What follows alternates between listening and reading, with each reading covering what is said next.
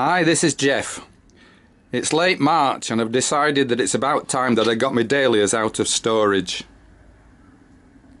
I usually wait until late March. I don't have any heat in the greenhouse and it does go quite cold even at this time of year. However, we've had quite a warm winter. It didn't get below -2 centigrade, which is the warmest it's been in winter for years. Now last year my wife Heather and I made 18 videos and we called them Heather and Geoff's Dahlia Diaries. We went into quite a lot of detail about how we grow our dahlias as well as other plants in our garden. Now I'm not going to go into as much detail with these videos, and I hope you'll agree with me that that's probably a good thing. Now I'm going to start by taking my pot tubers out of storage. Those of you who have watched my previous videos will know that I keep quite a lot of dahlias to grow in pots. Just keep them growing there all year round in the same pot, and then overwinter the dahlia tuber in the pot itself. So I'm going to start with those. In these two boxes here I've got about 250 pot tubers. They take up quite a lot less space than the big field tubers. In the bigger box here there's something around 400 bigger field tubers. Now I have to say at this stage that I'm reasonably confident about the pot tubers. I'm pretty sure they'll be okay, even though it looks like a mouse has been getting in there over winter, so I'm not sure what havoc that will have caused, but because the tubers themselves are in pots, I'm hoping that the mouse won't have been able to access them. Now in a normal winter I would expect to have lost quite a few of the field tubers, but because it's been so warm I'm not sure what's going to happen. I'm a little bit nervous because a good friend of mine who stores his dahlias in exactly the same way as I do has told me that he's lost quite a lot of his over the winter. They've just turned to a mushy mess. It'll be interesting to see what I find when I go into the box. Hold tight for an emotional roller coaster ride. So here's the top layer of about 20 plants stacked on the sides. So here are the first 10 pots. I'm going to take the tubers out of the pot and start them growing in this compost in this tray. And this one's the first one. It only looks small, but I can assure you it will produce a good dahlia this year. Now I've taken it out of the compost it was growing in because it needs more nutrients to get it going.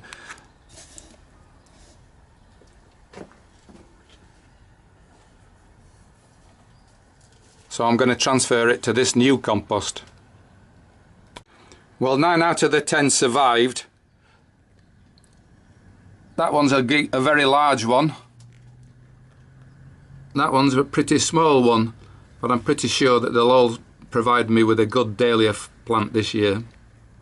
As you can see, even this very small tuber has got a shoot on it already. I thought you might be interested to see this pot tuber.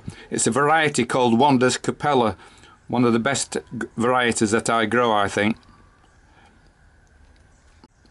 In a small pot it's produced this massive tuber. I had to cut the side out of the pot to get it out of the pot. Now, once a box is full like that, I cover them with potting compost like that. That will get them started. A light sprinkling of water is all they want. They don't want too much water or they might rot, but not enough water and they won't start, and they might even dry up. So that's it. Both boxes are now empty. And here they all are, put into trays and covered up with compost. I've canted them up. There are 156 small tubers ready to get started now. And here are the labels out of the ones that are lost. 1 or 2 of them rotted of these, but most of them just didn't produce a tuber in the first place. That's how it goes sometimes. Now as you can see, there's not much sign of life so far.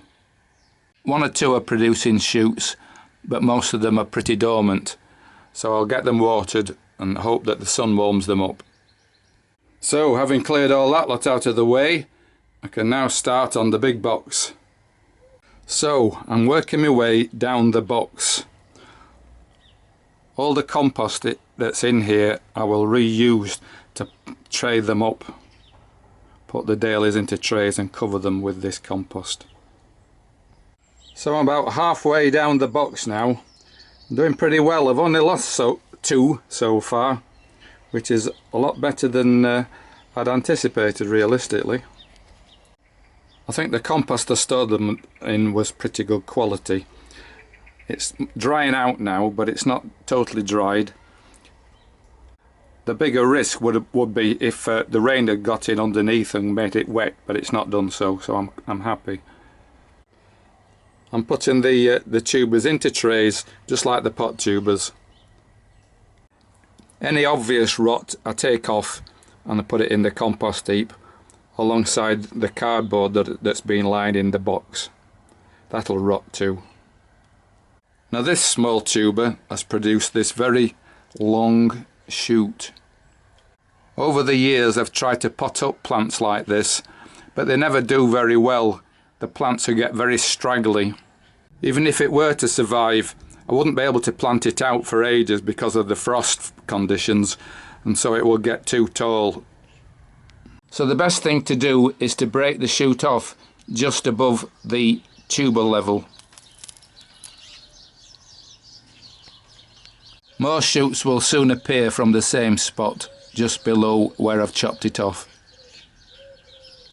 So the box is now empty. All the dahlias have been put into trays and covered up with compost and watered slightly just to dampen them. I don't know why my friend lost so many of his tubers over winter, but I've lost hardly any. I think I only lost about 6. So it looks like I ought to have a bumper crop of plants. Now I'm going to leave them in these trays, keeping them watered, and I'll leave them there until I start seeing shoots coming through the compost. Only then will I start potting them up.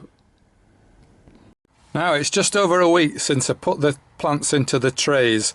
The weather's been quite nice and some of the dahlias are already beginning to show. So I've decided that I better start potting them up. There's never a right time to do this job. I've found that if you do it too early, you end up with lots of tubers with no sign of life, no sign of a bud, so you don't know where to cut them up. Whereas if you leave them too long, the shoots can become quite long and leggy, and you're in danger of breaking them when you try to cut them up. So let's get started. I'm going to start with these 3 pot tubers of a variety called Piper's Pink. They've each got a shoot. You can see that one quite clearly. That one's a bit more difficult to see, but it's there. And that one's pretty clear as well. I guess it's hard to believe, but that little pot tuber there will produce a plant and a decent flower this year. One of the advantages of pot tubers is that they don't need huge plant pots. Bear in mind that they aren't going to stay in the plant pots for very long because you'll be planting them out into the ground quite soon. A couple of months at the most. So I'm going to use some ordinary potting compost. The multi-purpose sort that you can buy from a supermarket.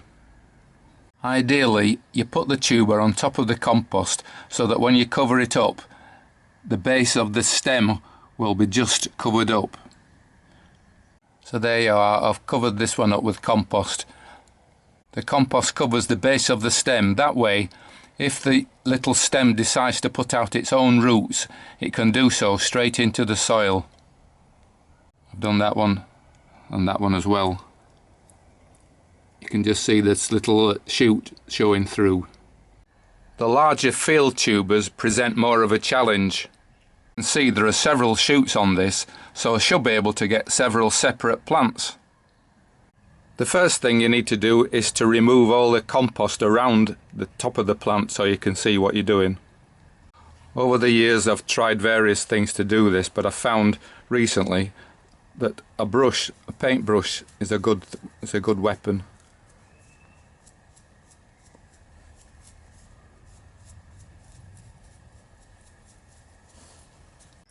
Once you've done that, you can see which tubers the shoots are attached to. For example, it's quite clear that that shoot there is attached to that tuber, whereas this shoot here is attached to this tuber, the one I'm holding. And those two small shoots there are attached to this one.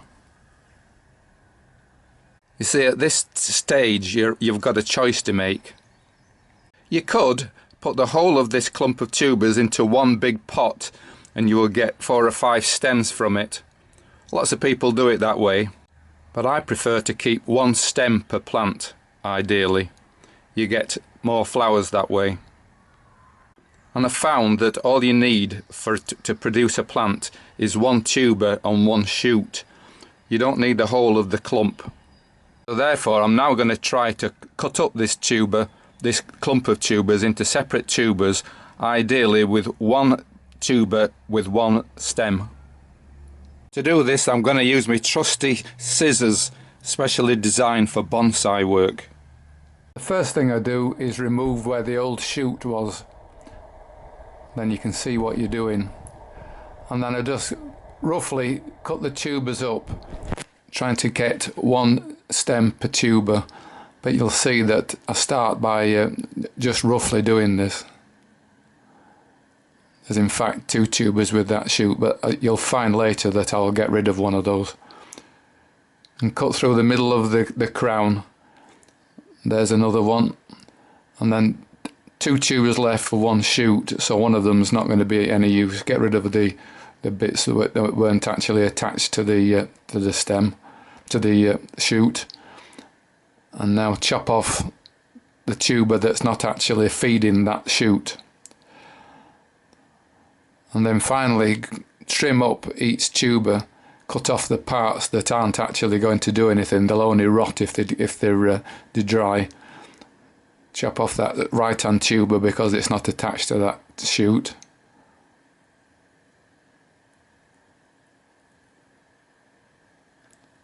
And throw that in the compost. And throw off the dead part.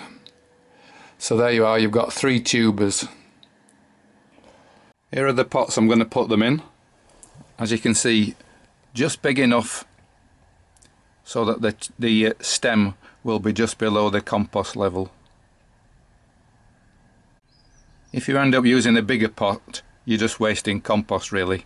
They're only going to be in there a couple of months, so they will not really need any extra nutrient. So there we are with the compost done.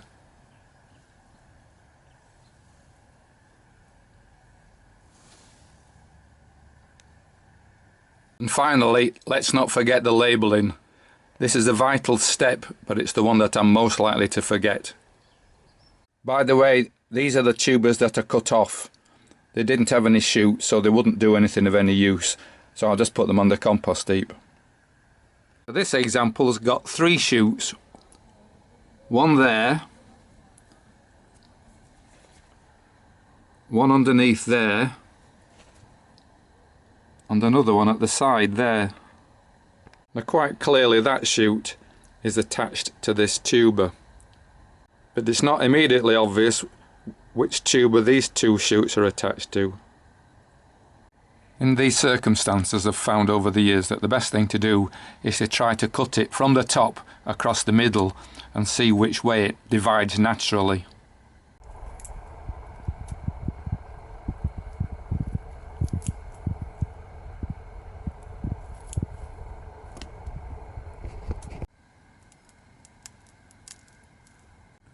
It would appear that they all want to live on the big one, which is a shame. I'm not going to get 2 plants out of this one after all, I'm only going to get 1. This tuber's got nothing on it at all, but this one's got 3.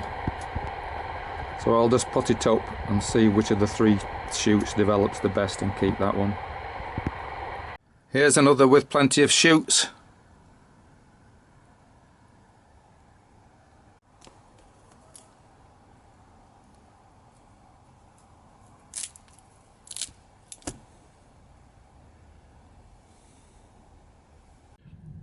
Of the 6 tubers in that clump, 5 have shoots. Only 1 is going to go on the compost heap. Now I thought you might be interested to see this tuber. I've cut it off and it looks as though it's got 2 shoots which ought to develop into 2 separate stems. However, when I came to pot it up, I noticed that it's going soft. Now in a way a tuber is like an egg, a bird's egg. It's designed to feed the young plant until the young plant can support itself, and eventually that tuber will rot, as do all mother tubers. If it was a variety I was short of, I would definitely plant that up just to see what happens. But I've got plenty of this variety, so I'm not going to bother this time. I've just chopped it in half and you can see that the rot is already spreading quite a long way up. So I'm going to throw this in the compost bin. So that's the job done. They're all now potted up.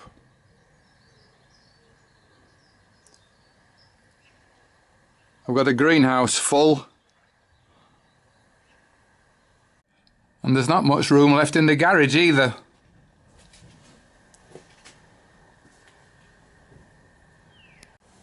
Some of them are starting to grow quite well now, but others will need the weather to warm up quite a bit before they start to show.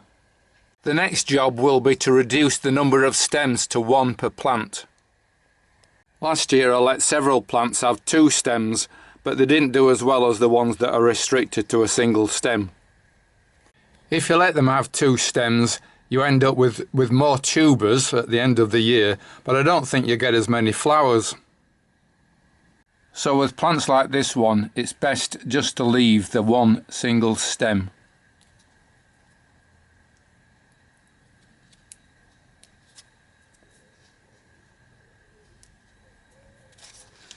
As the year progresses, I'll probably be making more videos showing how I'm going on growing my dahlias. If you want further insights into any of the steps that I performed in this video, take a look at our monthly videos that we made last year. Geoff and Heather's Dahlia Diaries, episodes 1 to 5, will give you more information.